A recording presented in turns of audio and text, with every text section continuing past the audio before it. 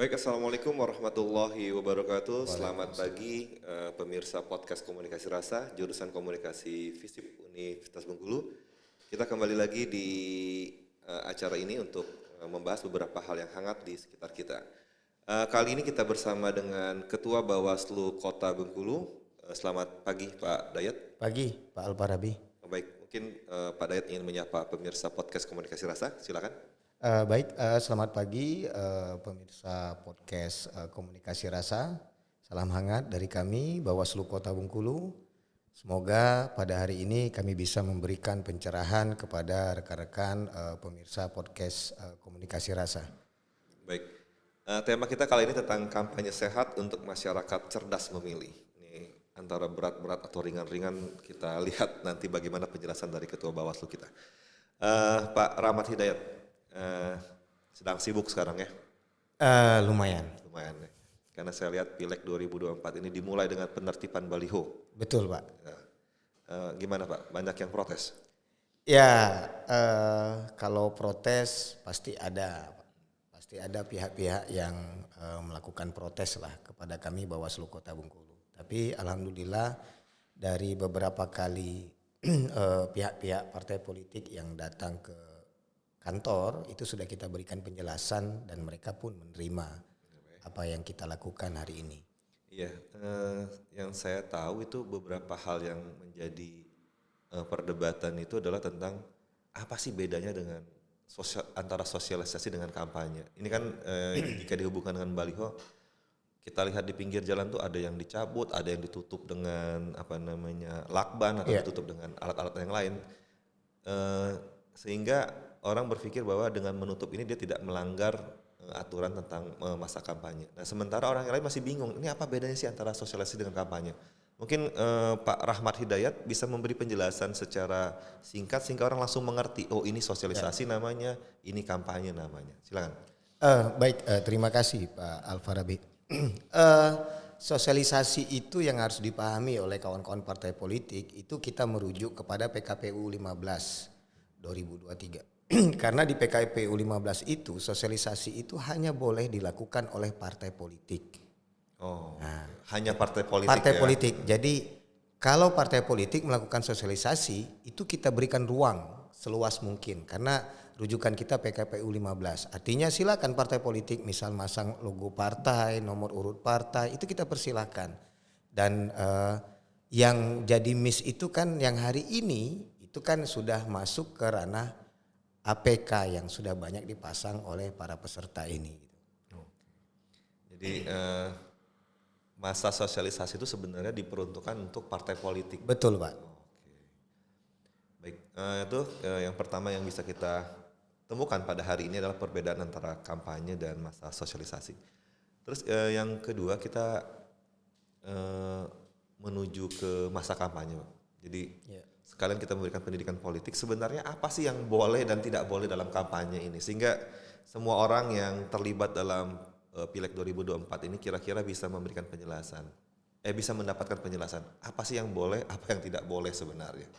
Ya, kalau untuk masuk dalam tahapan kampanye itu memang diberikan ruang seluas mungkin untuk para peserta itu melakukan kampanye. Jadi kalau merujuk di PKPU 15 itu diperbolehkan masing-masing peserta itu melakukan kampanye. Pemasangan atribut itu diperbolehkan. Tapi yang harus diingat KPU juga membuat zona pemasangan APK. Artinya di luar zona tersebut itu tidak diperbolehkan mereka memasang APK. Boleh itu di ruang-ruang privat, ruang-ruang pribadi asal mereka melakukan izin. Jangan sampai ketika mereka memasang yang punya tempat itu tidak tahu. Jadi dalam ranah-ranah kampanye untuk khusus pemasangan APK ini itu diperbolehkan di masa kampanye. Nah yang tidak diperbolehkan kita merujuk kepada perda atau perwal yang itu memang mengganggu zona. Misal contoh di pohon, di badan jalan, sudah itu mengacu ke surat edaran gubernur misalnya sudah keluar terkait tidak diperbolehkan APK terpasang di pantai panjang, gedung pemerintahan. Nah rambu-rambu itu yang memang kita berikan juga kepada masing-masing partai politik. Artinya pesta demokrasi kita sepakat harus meriah, tapi ada rambu yang harus kita turuti. Jadi pada tanggal 28 nanti silakan kawan-kawan melakukan kampanye, tapi dalam ruang-ruang terbatas, ruang-ruang tertentu yang itu memang diatur. Contoh misal mereka ingin KPU itu akan membuat jadwal rapat terbatas, pertemuan terbatas, rapat umum, itu dipersilahkan dan itu ada waktu dan diberikan waktu oleh masing-masing kepada masing-masing partai politik untuk melakukan kampanye dan itu kita berikan ruang sebebas mungkin untuk mereka melakukan kampanye. Oh baik, jadi buat para peserta Pileg 2024 hati-hati dalam pemasangan alat peraga kampanyenya, jangan di zona hijau, jangan melanggar pergub, perwal atau perbub ya. Ya. Gitu. Nah kalau yang secara konten sebenarnya ada nggak sih yang dilarang yang tidak boleh dilakukan oleh para caleg, misalnya pilihlah saya, kalau saya terpilih itu saya akan memberikan bantuan 10 juta kepada setiap kelurahan. Itu boleh nggak sih sebenarnya dalam kampanye seperti itu? Ya, kalau dalam kampanye selagi dia tidak mempersoalkan lambang negara, undang-undang dasar itu diperbolehkan. Itu termasuk dalam kategori janji kampanye. Jadi kalau mereka ingin berjanji ya silakan. Gitu. Oh, tidak dipermasalahkan dalam tidak kampanye. Masalah misalnya. Dan dalam konteks dia kampanye. Tapi jangan misalnya ketika saya terpilih saya akan bubarkan negara ini. Nah itu kena dia. Oh nggak boleh. Itu Atau saya akan rubah ini lambang negara, itu kena dia. Jadi boleh dia kampanye tapi tidak diperbolehkan memasukkan unsur misalnya menolak NKRI, terus undang-undang dasar, lambang negara, itu tidak diperbolehkan. Ya. Kalau untuk ini SARA sendiri gimana, isu-isu SARA? Tidak diperbolehkan. Tidak diperbolehkan. Unsur SARA itu tidak diperbolehkan karena kita tahu Indonesia ini kan negara yang majemuk gitu.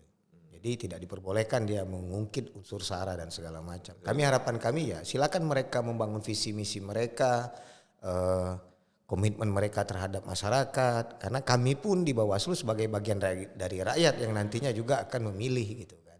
Oke. Oh, jadi kalau orang ingin bicara bahwa misalnya saya suku orang Papua harus pilih orang Papua misalnya dalam itu SARA. SARA nggak boleh. Sudah masuk unsur SARA dia. Oke, misalnya orang Minang harus pilih orang Minang misalnya tidak boleh. Tidak diperbolehkan. Tidak diperbolehkan. Dalam kampanye tidak boleh. Dalam kampanye tidak diperbolehkan. Termasuk agama. Jadi dan itu akan jadi temuan bagi kami Bawaslu yang akan memuat itu ke form A, temuan. Artinya ketika dia melakukan kampanye dengan membuat isu-isu seperti itu, ya ada konsekuensi. Bisa masuk dia dalam pelanggaran administratif, bisa juga pelanggaran pidana gitu. Artinya ada batasan yang harus diikuti oleh para peserta pemilu 2024 ini ketika berhubungan dengan konten di ketika saat kampanye. Yeah. Nah, satu lagi yang saya yakin pasti akan sangat repot itu bagaimana ketika orang berkampanye di media sosial. Ini kan pasti akan banyak digunakan oleh para caleg sebenarnya. Yeah. Itu gimana caranya Bawaslu mengatur sekaligus mengawasi proses kampanye di media sosial ini? Ya, kalau untuk aturan masih sama Pak, itu masuk di PKPU 15. Nah kami juga sekarang lagi membangun kerjasama dengan Dinas Infokom Kota terkait pengawasan di media sosial. Media sosial diperbolehkan, tapi dia harus mendaftarkan itu ke KPU. Jadi diperbolehkan dalam PKPU 15 itu diperbolehkan mereka berkampanye di media sosial, tapi harus didaftarkan dulu di KPU. Jadi misalnya media sosial tim si A misalnya, itu silakan mereka melakukan kampanye dan mereka di media sosial mereka melakukan kampanye itu diperbolehkan. Rujukannya tetap semuanya di PKPU 15 2023 itu. Oke. Berarti yang diatur itu hanya akun resmi dari para peserta pemilu 2024. Ya. Nah kalau misalnya relawannya, ada relawan atau ada juga fansnya atau lovernya itu diatur nggak? Atau bisa nggak jadi tindak gitu? Jadi gini, dalam aturan itu kan mereka harus memberitahukan kepada KPU. Nah kalau kalau fansnya atau relawan atau pasti mereka akan share ya. Nah ini masih kita juga akan melihat, kita juga akan cek terkait materinya. Jadi kalau di ASN pasti sudah kita pastikan mereka akan melanggar gitu. Nah ya diperbolehkan kalau mereka ingin ini nge-share karena itu ranahnya privat gitu kan. silakan mereka menggunakan akun media sosial mereka, kami persilakan. Tapi yang terdaftar di KPU adalah yang resminya gitu. Yang resminya ya. Ya. Baik. Artinya diperbolehkan di media sosial dengan batas-batas tertentu. Ya. Tapi juga dia akun-akun resmi dari setiap peserta itu harus didaftarkan di KPU. Betul. Nah kalau ini Pak, kalau kita bicara tentang kampanye ini kan harus meriah nih. Betul. Harus meriah, melibatkan banyak orang, juga bisa juga membuat partisipasi menjadi naik.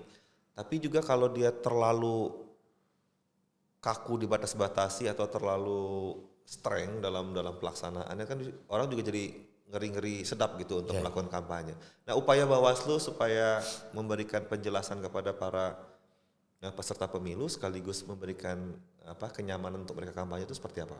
Ya, jadi Bawaslu Kota itu kan memang ada 3 divisi. Jadi ada divisi pencegahan. Nah, divisi pencegahan inilah yang nantinya di awal itu kita memberikan informasi sebanyak mungkin kepada partai politik maupun calon perseorangan. Karena kita yakin, kami juga sepakat pesta demokrasi itu harus meriah gitu. Harus meriah, harus marak, harus ini. Kita sepakat, tapi ada aturan-aturan juga yang dibuat oleh KPU yang tidak boleh kita langgar. Artinya kami akan melakukan ketika sudah ditetapkan nanti zona titik APK, zona misalnya jadwal kampanye. Nah, kami akan tetap bersurat memberikan himbauan kepada partai politik agar mereka mematuhi aturan yang sudah ditetapkan dengan jadwal masing-masing itu. Jadi ketika jadwalnya sudah jadwal A, ya silakan mereka semeriah mungkin untuk melakukan kampanye di misal titik kecamatan Muara Bangkahulu misalnya. Ya silakan mereka melakukan kampanye, mereka menyebarkan brosur, mereka menyebarkan leaflet, itu kami persilakan. Selagi tadi materi yang tercantum di situ tidak melanggar undang-undang, misal memperdebatkan lambang negara atau segala macam. Tapi kalau untuk mengkampanyekan diri mereka, ya silakan karena memang sudah waktunya mereka untuk berkampanye gitu, Pak. Oke, baik. Jadi dibebaskan untuk berkampanye dalam batas-batas tertentu, tapi juga suasana juga harus dibangun ya antara Bawaslu dengan para caleg lah atau yang yang perorangan ya, karena kalau Bawaslu terlalu kaku mengingatkannya, mereka juga jadi formal, jadi nggak meriah gitu nanti. Jadi nggak meriah gitu. Jadi kalau Bawaslu juga dengan rileks menyampaikan, saya yakin mereka juga akan lebih rileks untuk melaksanakan. Nah, hal-hal yang kayak gini yang saya pikir tantangan buat Bawaslu bagaimana membuat pengawasan tetap jalan, tapi suasana meriahnya juga tetap terjaga. Gitu. Nah, selain Bawaslu, saya pikir kemeriahan demokrasi ini juga dipengaruhi oleh partisipasi masyarakat. Ya. Selain KPU, tentu saja Bawaslu saya pikir punya peran penting untuk membuat masyarakat berpartisipasi. Nah, masyarakat bisa berpartisipasi itu kalau sebenarnya kampanye juga menarik sebenarnya. Kan? Kampanyenya menarik. Nah, sebenarnya sebelum ke kampanye yang menarik, kalau keterlibatan masyarakat dalam pengawasan itu juga salah satu bentuk kemeriahan sebenarnya. Betul. Ada nggak sih ruang buat masyarakat ikut membantu Bawaslu mengawasi? Ya, kalau ruang untuk masyarakat ya sesuai dengan tagline-nya Bawaslu ya, bersama rakyat awasi pemilu, bersama Bawaslu tegakkan keadilan pemilu. Nah, Bawaslu itu memang dari dulu sudah punya program namanya SKPP, Sekolah Kader Pemantau Pemilu. Artinya pengawas pemilu. Kami sudah bersepakat kemarin menghidupkan kembali ya yang sudah ini kami undang kembali. Harapan kami kelompok-kelompok pemilih pemula ini itu bisa masuk ke mereka sesama generasi yang hari ini untuk melakukan proses-proses pengawasan partisipatif. Nah, ini kita lagi proses penguatan kembali kawan-kawan SKPP ini untuk menjadi kader-kader pengawas partisipatif untuk mengajak rekan-rekannya. Artinya nanti akan ada ruang yang terbuka untuk mengawasi ini karena Bawaslu ini kan punya keterbatasan juga, punya personil yang terbatas. Kita ada namanya kecamatan, ada namanya PKD. Tapi harapan kami ya tadi bersama rakyat ya, awasi pemilu. Jadi Bawaslu bersama-sama rakyat yang ada di Kota Bengkulu, Bawaslu Kota Bengkulu itu untuk mari sama-sama kita mengawasi pemilu. Dan kita menjaga proses pemilu ini itu menjadi lebih baik ke depannya. Artinya jangan sampai lagi terjadi hal-hal yang misalnya golput atau hoak lah ya. Hoak ini yang jadi concern kita, hoak, isu sara. jangan sampai nanti masyarakat terbelah kembali seperti yang dulu gitu kan, seolah-olah si A ini yang paling benar, si B yang paling salah. Gitu, Nah kita nggak mau itu, ini tantangan. Makanya sejauh mungkin kami di Bawaslu Kota itu membangun kerjasama dengan beberapa pihak untuk agar proses ini lebih baik ke depannya gitu. Kalau gimana sih caranya kalau masyarakat ingin berpartisipasi, mengawasi kampanye lah ya, melakukan kampanye yang menurut masyarakat ini melanggar nih, ini membawa isu sara nih gitu kan. Nah, bagaimana cara masyarakat itu memberikan partisipasi dalam pengawasan kampanye di Kota Bengkulu nih? Iya, di Bawaslu itu ada aplikasi yang bisa digunakan untuk pengaduan. Pemirsa silakan Jadi, catat aplikasinya. Ada pengawasan-pengawasan di jadi di website kita itu ada untuk pengawasan itu. Jadi silakan masyarakat memberikan pengaduan terkait pelanggaran-pelanggaran yang dilakukan oleh peserta. Dan kita juga itu sudah ada di masing-masing kelurahan itu pengawas kelurahannya. Di kecamatan pun ada. Silakan masyarakat nanti melaporkan itu di masing-masing kecamatan pun silakan. Artinya kecamatan pun ada kewenangan untuk menyelesaikan sengketa itu tadi secara cepat. Itu yang kita lakukan. Jadi di aplikasi itu sudah termuat misalnya pelapor materinya apa, terus unsur apa yang dilanggar gitu. Nah itu silakan. Sudah ada formnya. Sudah ada formnya, tinggal mereka isi gitu. Di website Bawaslu Kota Bengkulu. Artinya masyarakat siapapun bisa melaporkan bentuk pelanggaran yang mereka temukan di sekitar mereka. Betul. Dan ini kita lagi berupaya untuk menjalin kerjasama dengan salah satu provider. Kita ingin bikin hotline kepada masyarakat umum gitu untuk proses cepat untuk mereka melaporkan. Tapi cukup dulu kita misalnya arahkan kalau di hotline karena dokumen yang kami bisa gunakan untuk melakukan tindakan itu adalah dokumen resmi. Jadi kalau pengaduan dia ke aplikasi yang ada di Bawaslu, mereka langsung ada siapa, lokasi, apa yang dilanggar gitu. Itu silakan di ini kan. Untuk yang melaporkan nih ada perlindungan nggak? Ada. Ya. Kerahasiaannya tetap dijaga gitu. Nanti orang melapor dia takut kena masalah gitu. Oh tidak. Ada perlindungan ya? Ada. Pasti kerahasiaan itu akan kita jaga gitu. Tapi yang melaporkan tuh wajib jelas juga orangnya, betul? Ya, karena itu juga akan kita panggil untuk klarifikasi. Tapi dia akan tertutup, ya. Dia akan tertutup. Artinya dia sebagai saksi nantinya. Karena Bawaslu kan punya kewenangan juga untuk menyidangkan. Nah itu. Dan perlindungan tetap akan kita berikan kepada si pelapor. Gitu. Oh baik. Jadi para pemirsa podcast Komunikasi Rasa, bagi Anda yang melihat pelanggaran di sekitaran Anda dalam proses kampanye Pileg 2024, Anda bisa melaporkan ke Bawaslu, bisa melalui website, ya nanti diarahkan di sana. Dan yang paling penting lagi bahwa Anda akan dilindungi, baik secara identitas maupun dalam perlakuan ke depannya, gitu ya? Ya, jadi ada beberapa hal gitu ya. Jadi ketika mereka penyampaian temuan, yang itu ada dugaan pelanggaran, itu akan ada kajian dari kami di Bawaslu. Terus ada nanti proses ke lapangannya dan ada dipantau, baru ada poin-poin yang akan kita dapat dan kita akan panggil si pesertanya. Itu yang paling penting itu ada. Ya, karena itu bentuk partisipasi dari masyarakat. Gitu. Nah, saya yakin kalau ada perlindungan, ada kerahasiaan, partisipasi pengawasan mungkin akan lebih baik lagi ke depan. Betul, Pak. Seperti itu. Nah kita balik lagi ke kampanye, jadi ada partisipasi dalam kampanye pengawasan, tapi juga bagaimana kampanye ini kan menjadi meriah dan dampaknya dapat melibatkan banyak orang untuk menggunakan hak pilihnya. Betul. Nah kalau dari Bawaslu Kota sebenarnya ada nggak sih yang bisa diberikan dorongan kepada para peserta itu bahwa Anda bisa menggunakan banyak hal loh untuk berkampanye seperti itu. Nah memotivasi mereka sehingga mereka tidak dalam suasana yang formal dan kaku terus untuk melibatkan masyarakat untuk memilih mereka. Iya.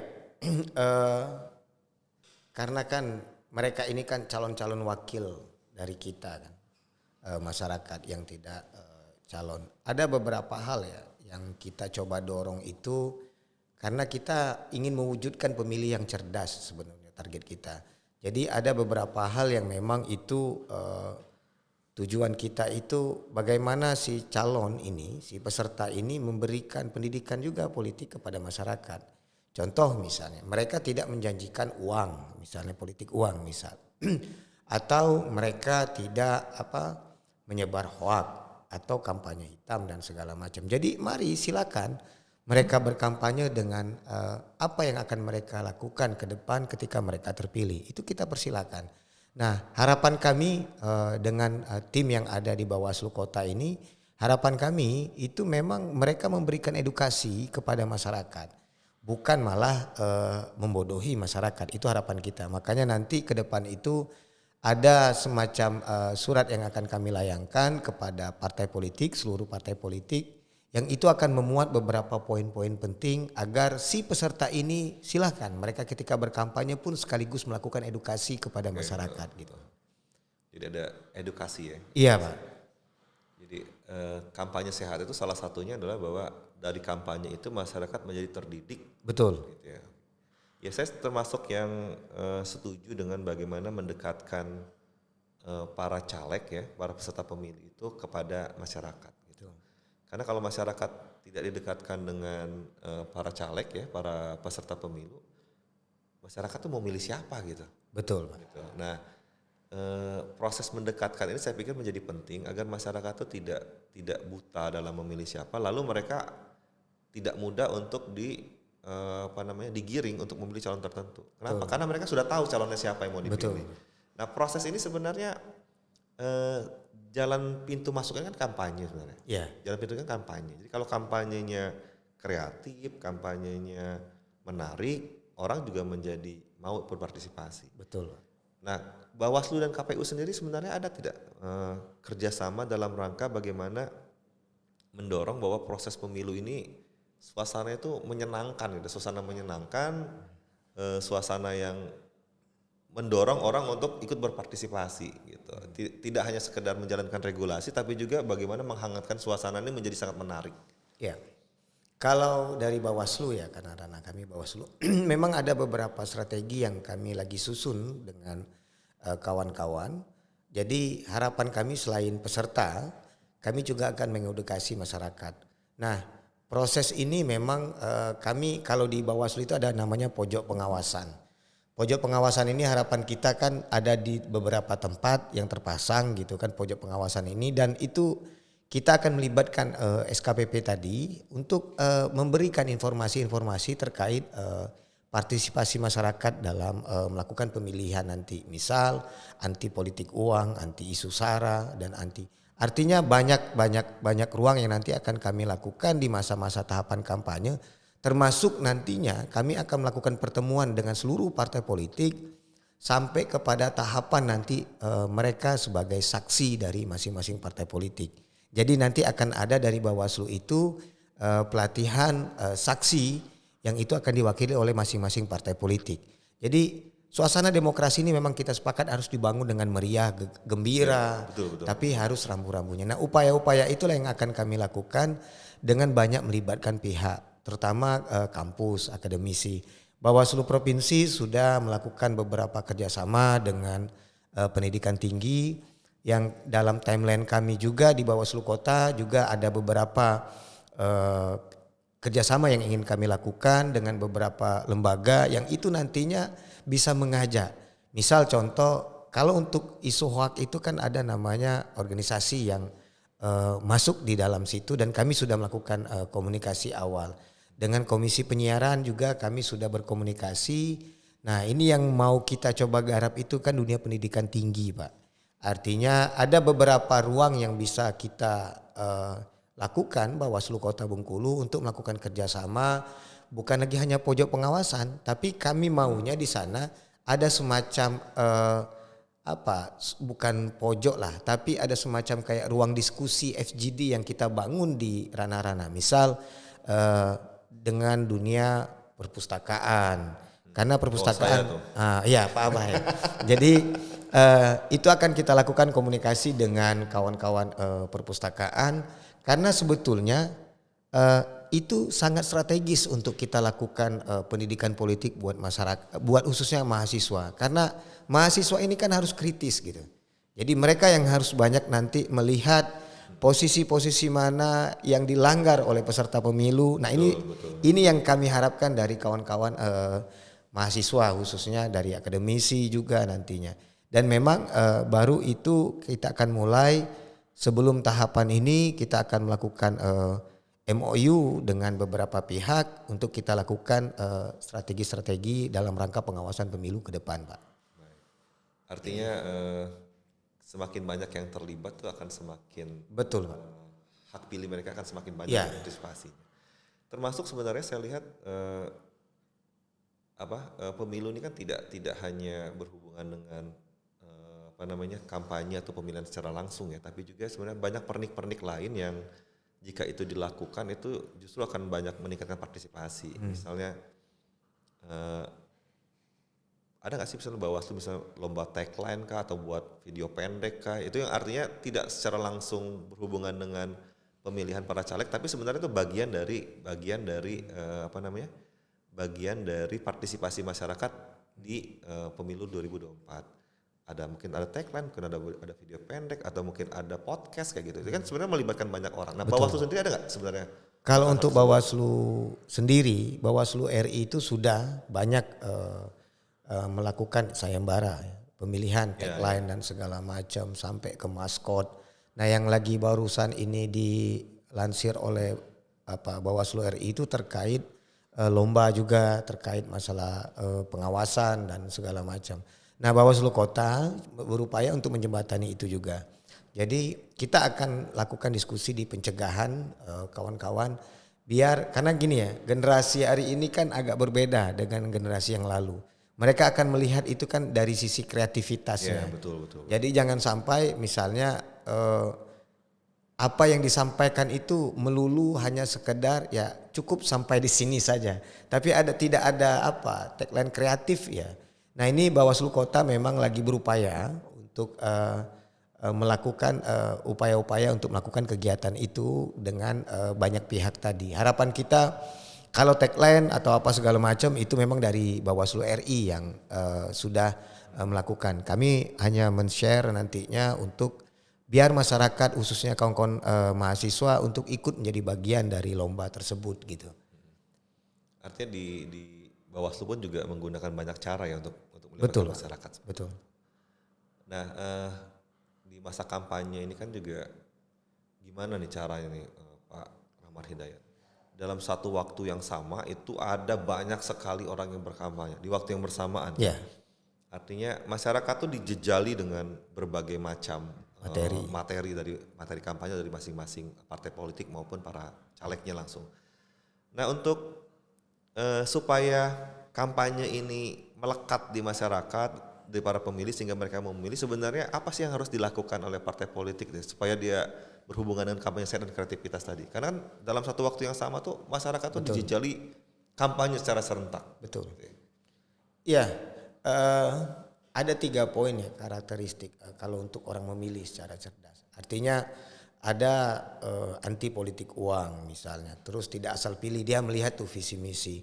Karena semuanya hampir sama, Pak, kalau kita lihat. Jadi semua hampir sama visi misinya, bersama rakyat atau apalah dan segala macam. Artinya memang ada proses kreativitas yang dibangun dengan kondisi hari ini. Itu memang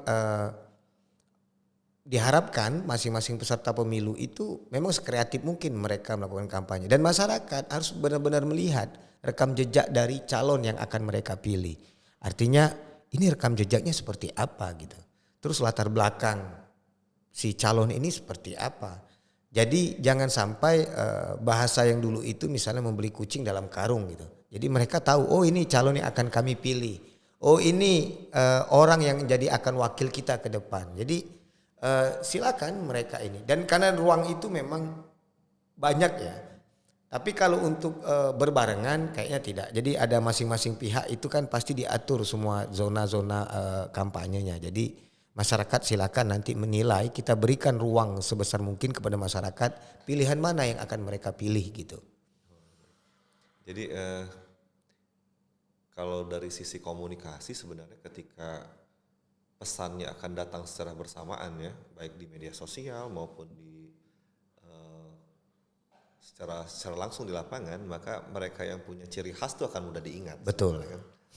Apalagi kalau dengan pemilih muda lah ya, pemilih muda yang Gen Z itu saya pikir mereka akan memilih calon-calon yang memang mewakili generasi mereka maupun cara-cara yang mewakili generasi mereka. Betul. Dan terakhir mungkin Pak Rahmat Hidayat, kalau kita lihat ini apakah pilpres ini itu akan mempengaruhi sebenarnya suasana kampanye yang ada di Bengkulu atau di kota Bengkulu gitu.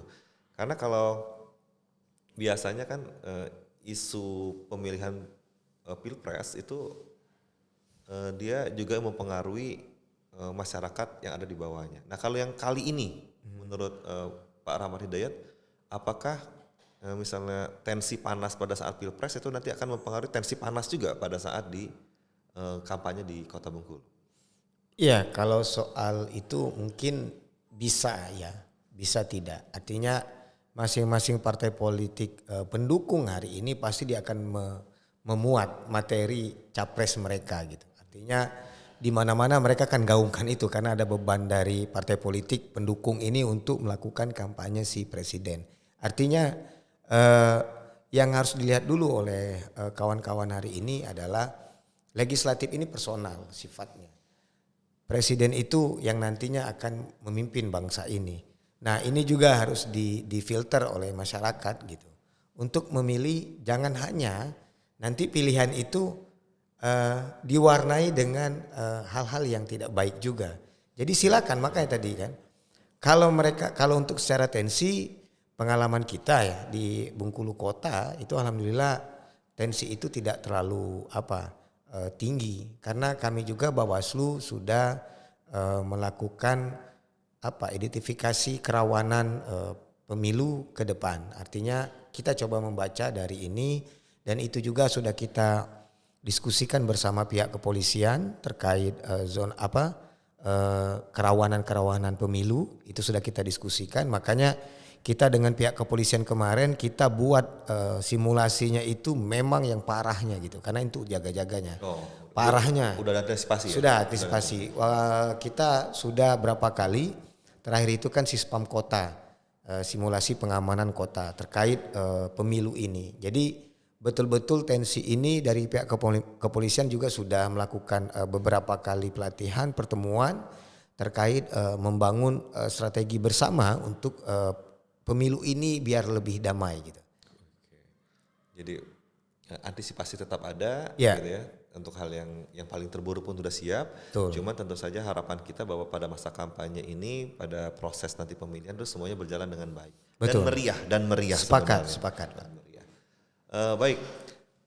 Di tema kita yang kampanye sehat untuk masyarakat cerdas memilih ini mungkin ada yang harus digarisbawahi dulu dari Ketua Bawaslu Kota sebenarnya kampanye yang sehat itu seperti apa dan masyarakat yang cerdas memilih itu seperti apa supaya di akhir dari podcast kita ini kita menemukan poin penting bagi para pemirsa podcast Komunikasi Rasa. Ya, kampanye yang sehat itu akan mewujudkan pemilih yang cerdas. Artinya kampanye yang sehat itu dia akan mewujudkan pemilih yang cerdas. Artinya dengan beberapa konteks materi yang akan mereka sampaikan itu biar masyarakat menjadi cerdas. Pemilih ini akan menjadi cerdas. Itu kalau konteks kampanye yang sehat. Kalau untuk karakteristik pemilih cerdas itu ya ada 3 poin yang kita coba highlight. Pertama itu soal anti politik uang. Kedua tidak asal pilih, tadi mengkaji pengalaman empirik dan rekam jejak. Dan ketiga itu visi misi program menjadi pertimbangan utama untuk memutuskan pemilihan. Artinya dari 3 poin tadi harapan kita masyarakat secara sadar ketika dia melakukan memilih salah satu calon itu 3 poin tadi. Dasarnya 3 poin tadi. Soal nantinya seperti apa itu mereka yang kita akan berikan. Artinya mereka melihat visi misi rekam jejak terus mereka memilih bukan karena dasar ada uangnya gitu kan. Nah ini yang jadi poin-poin penting dari Bawaslu yang akan kita kampanyekan keluar, akan kita edukasi terus masyarakat baik melalui media sosial maupun himbauan-himbauan, Pak. Baik. Jadi pemirsa podcast Komunikasi Rasa ada 3 hal tadi yang agar Anda menjadi cerdas dalam memilih. Yang pertama adalah tentang rekam jejak dari caleg yang akan Anda pilih. Yang kedua visi misinya mau ngapain. Yang ketiga, Anda memilih bukan karena hal yang lain seperti uang, tapi karena Anda memilih berdasarkan hal yang tadi ada visi misi dan rekam jejaknya. Terus juga di tengah juga tadi kita sudah sampaikan bahwa partisipasi Anda dalam pengawasan juga dapat dilakukan dengan cara melaporkan temuan Anda di lapangan dalam pelanggaran kampanye. Silakan itu di website Bawaslu Kota Bengkulu untuk mengisi form dan tenang saja Anda akan dilindungi baik identitas maupun proses perlakuannya ke depan.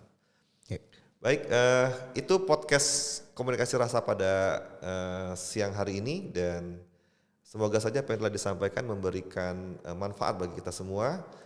Ada closing statement Pak Rahmat Hidayat? Iya, ada sedikit yang akan saya sampaikan juga. Pertama, selain di website ada juga kita Sentra Gakumdu. Nah, Gabungan Penegakan Hukum Terpadu, dan itu ada 3 unsur Pak. Jadi dari Bawaslu, dari kepolisian dan dari kejaksaan. Artinya di Sentra Gakumdu pun itu melayani pengaduan dari kawan-kawan yang ini.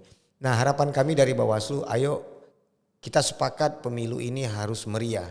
Kita sepakat pemilu ini harus gembira.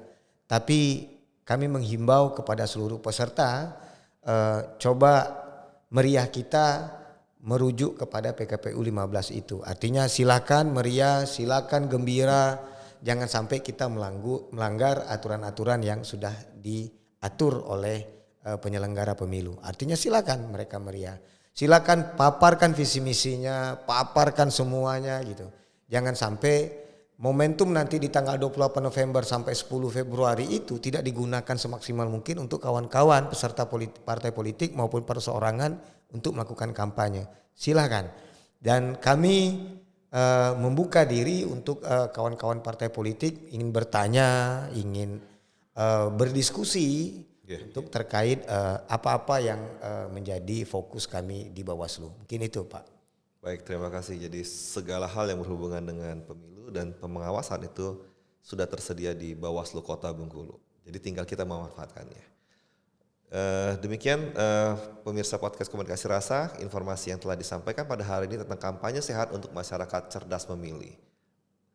Ada salam Bawaslu? Oh, ada. Bersama rakyat awasi pemilu. Bersama Bawaslu tegakkan keadilan pemilu. Assalamualaikum warahmatullahi wabarakatuh.